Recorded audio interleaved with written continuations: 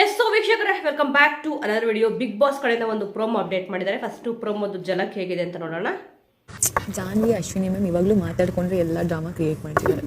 ಇಲ್ಲಿ like playing completely like fake ಈ ಮನೆಯಲ್ಲಿ. ಇಲ್ಲಿ ರಾಶಿಕಾ ಅವರು ಅಭಿಷೇಕ್ ಅವ್ರಿಗೆ ಕ್ವಶನ್ ಕೇಳ್ತಿದ್ದಾರೆ, ಎಸ್ ಆರ್ ನೋ. ಇದರಲ್ಲಿ ರಾಶಿಕಾ ಅವ್ರು ಏನು ಮಾಡ್ತಾ ಇದ್ದಾರೆ ಅಂತಂದ್ರೆ, ಬೇಡದಿರೋ ಕ್ವಶನ್ನೇ ಕೇಳಿದ್ರು ಅಂತ ಅಂದ್ಬಿಟ್ಟು ಅನ್ಸುತ್ತೆ. ಅಂದರೆ ನೆಸೆಸಿಟಿ ಇಲ್ದಿರೋ ಕ್ವಶನ್ ಅಂತ ಹೇಳ್ತಾರಲ್ಲ, ಆ ರೀತಿಯಾಗಿ ಫಸ್ಟ್ ಇಲ್ಲಿ ಅಭಿಷೇಕ್ ಅವರು ಮತ್ತಿಲ್ಲಿ ರಾಶಿಕ್ ಅವ್ರು ಇಬ್ರು ಮಾತಾಡೋದು ಮನೆಯವರಿಗೆ ಇಷ್ಟ ಇಲ್ಲ ಅಲ್ವಾ ಅಂತ ಕೇಳ್ತಾರೆ. ಅದಕ್ಕೆ ಎಸ್ ಆರ್ ನೋ ಅದು ತಿರುಗಿಸ್ತಾರಲ್ಲ, ತಿರುಗಿಸಿದ ತಕ್ಷಣ ನೋ ಅಂತಿಲ್ಲಿ ಅಭಿಷೇಕ್ ಅವರು ಉತ್ತರ ಕೊಡ್ತಾರೆ.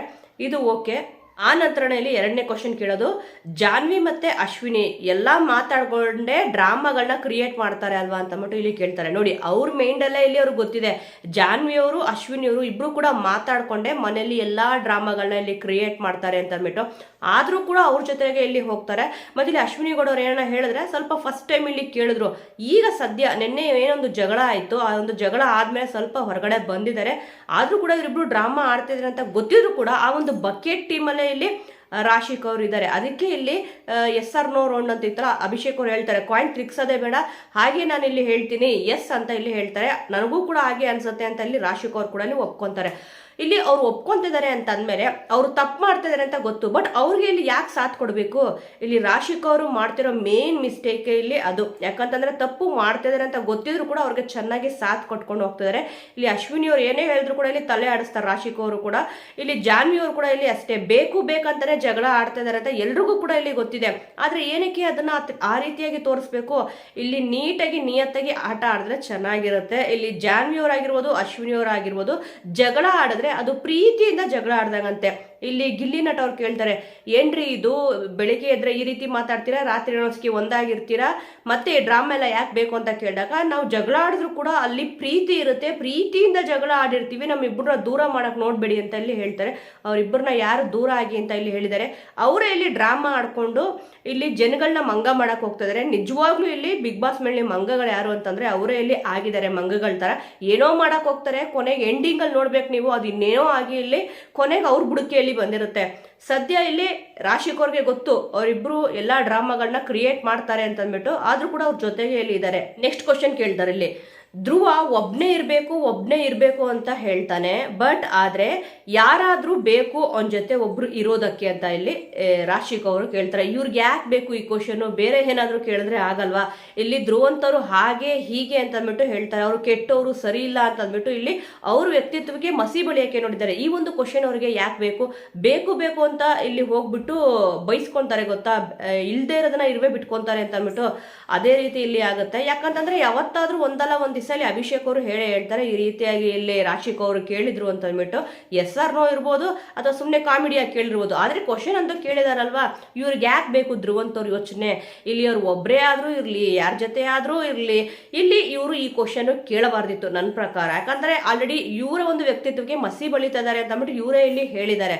ಇವ್ರು ಏನಾಗ್ಬಿಟ್ಟಿದೆ ಅಂತಂದ್ರೆ, ನಂಗೆ ಧ್ರುವಂತ ಇಷ್ಟ ಇಲ್ಲ, ನೀನೇನ್ ದೊಡ್ಡ ಮನ್ಮಾತನ ಹಾಗೆ ಹೀಗೆ ಅಂತ ಅಂದ್ಬಿಟ್ಟು ಇದ್ರ ಮ್ಯಾಟ್ರು ಕೂಡ ಇಲ್ಲಿ ಬಂದಿತ್ತು.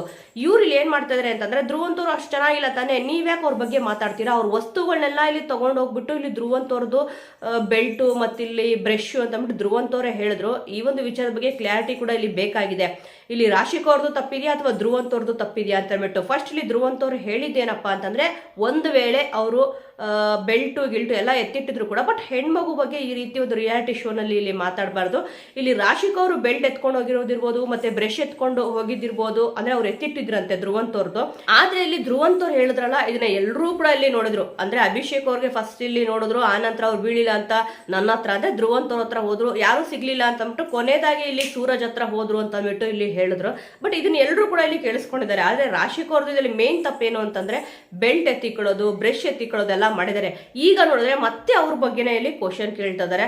ಅದಕ್ಕೆ ಇಲ್ಲಿ ಎಸ್ ಅಂತ ಅಂದ್ಬಿಟ್ಟು ಕೂಡ ಇಲ್ಲಿ ಅಭಿಷೇಕ್ ಅವರು ಇಲ್ಲಿ ಹೇಳಿದ್ದಾರೆ. ಒಬ್ನೇ ಇರ್ಬೇಕು ಅಂತ ಏನೋ ಹೇಳ್ತಾರೆ, ಆದ್ರೆ ಇಲ್ಲಿ ಅವ್ರ ಜೊತೆ ಯಾರಾದ್ರೂ ಒಬ್ರು ಇರ್ಲೇಬೇಕು. ನಿಜವಾಗ್ಲೂ ಕೂಡ ಹೌದು, ಒಬ್ರೆ ಯಾರು ಕೂಡ ಇಲ್ಲಿ ಇರಕ್ ಆಗಲ್ಲ.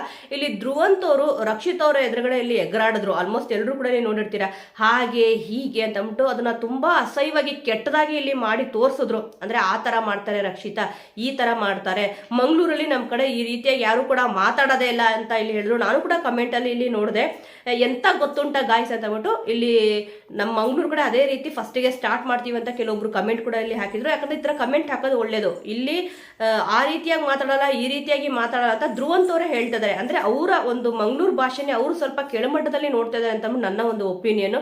ಇಲ್ಲಿ ಯಾರು ಹೇಗಾದ್ರೂ ಮಾತಾಡ್ಲಿ, ಎಲ್ಲಿ ಹೇಗ್ ಬೇಕಾದ್ರೂ ಮಾತಾಡ್ಲಿ, ಬಟ್ ಇವ್ರು ಅದನ್ನ ಅಣಗಿಸಬಾರ್ದು. ಇಲ್ಲಿ ಧ್ರುವಂತವರು ಗುಬ್ಬಿ ಮೇಲೆ ಬ್ರಹ್ಮಾಸ್ತ್ರನ ಇಲ್ಲಿ ಯೂಸ್ ಮಾಡ್ತಾರೆ. ನಿನ್ನೆ ಒಂದು ಸೀನ್ ಎಲ್ಲರೂ ಇಲ್ಲಿ ನೋಡಿರ್ತೀರಾ, ಇಲ್ಲಿ ಹಿಂದೆ ಒಂದು ಮುಂದೆ ಒಂದು ಧ್ರುವಂತವರು ಮಾತಾಡ್ತಾ ಇದ್ದಾರೆ. ಇಲ್ಲಿ ಅಶ್ವಿನಿ ಗೌಡ ಅವ್ರ ಮುಂದೆ ಮಾತಾಡಕ್ಕೆ ಅವ್ರಿಗೆ ಒಂದು ಧೈರ್ಯ, ಅದೇನ್ ಹೇಳ್ತಾರೆ, ದಮ್ ಇಲ್ಲ ಅಂತಾರಲ್ಲ, ಅವ್ರಿಗೆ ಎದುರುಗಡೆ ಮಾತಾಡಕ್ಕೆ ದಮ್ ಇಲ್ಲ. ಇಲ್ಲಿ ಕಾಕ್ರೋಚ್ ಸುದ್ದಿಯವ್ರ ಹತ್ರ ಬಂದ್ಬಿಟ್ಟು ಆ ನಂತರ ಇಲ್ಲಿ ಬೇರೆ ಮಾತಾಡ್ತಾರೆ. ಅಶ್ವಿನಿ ಗೌಡ ಅವರು ಹಾಗೆ ಹೀಗೆ ಅವ್ರು ವಾರ್ ಮಾತಾಡ್ಬೇಕು ಅಂತಂದ್ರೆ ಮಾತ್ರ ಇಲ್ಲಿ ಅವ್ರು ಮಾತಾಡ್ತಾರೆ.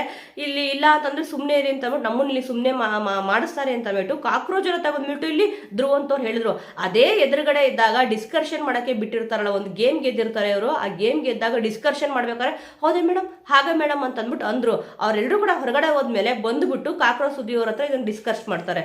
ಅದು ಏನೋ ಅಶ್ವಿನಿ ಗೌಡ ಅವ್ರು ಎದುರುಗಡೆ ಮಾತಾಡಕ್ಕಾಗಲ್ಲ, ಬಟ್ ಇಲ್ಲಿ ಮುಂದೆ ಮಾತಾಡಕ್ಕಾಗಲ್ಲ, ಹಿಂದೆ ಮಾತಾಡೋದ್ರಲ್ಲಿ ಧ್ರುವಂತವ್ರು ಎಕ್ಸ್ಪೋರ್ಟ್ ಅಂತ ಕೂಡ ಇಲ್ಲಿ ಅನ್ಸುತ್ತೆ. ರಾಶಿಕಾ ಅವರು ಗಿಲ್ಲಿ ಅವ್ರ ಬಗ್ಗೆನೂ ಇಲ್ಲಿ ಕ್ವಶನ್ ಕೇಳ್ತಾರೆ. ಇಲ್ಲಿ ಗಿಲ್ಲಿ ಏನ್ ಪ್ಲೇ ಮಾಡ್ತಾ ಇದ್ದಾನೆ, ಇಲ್ಲಿ ಕಂಪ್ಲೀಟ್ಲಿ ಮನೆಯಲ್ಲಿ ಫೇಕ್ ಆಟ ಆಡ್ತಾ ಇದ್ದಾನೆ ಅಂತ ಅಂದ್ಬಿಟ್ಟು ಇಲ್ಲಿ ಹೇಳ್ತಾರೆ.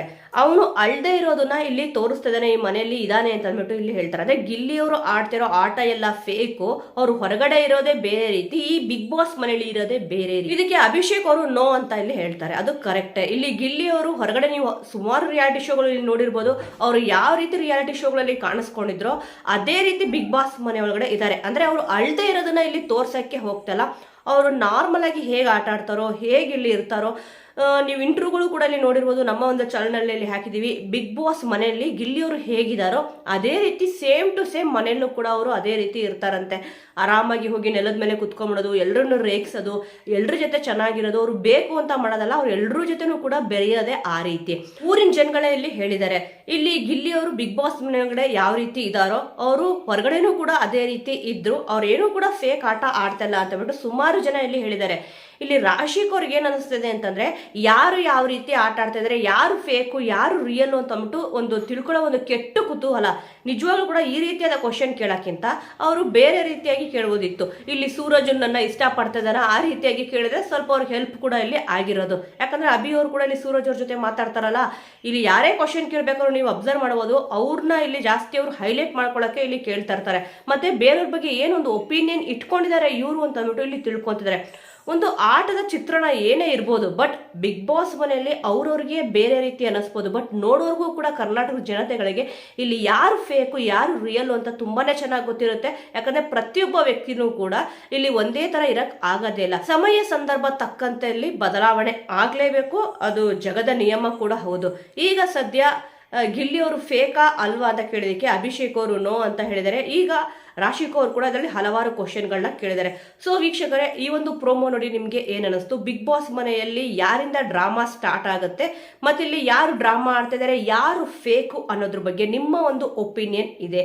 ನೀವು ಯಾರಿಗೆ ಸಪೋರ್ಟ್ ಮಾಡ್ತೀರಾ ಅನ್ನೋದನ್ನ ಮಿಸ್ ಮಾಡದೆ ಕಮೆಂಟ್ ಮೂಲಕ ತಿಳಿಸಿ. ಮುಂದಿನ ವಿಡಿಯೋದೊಂದಿಗೆ ಮತ್ತೆ ಸಿಗೋಣ.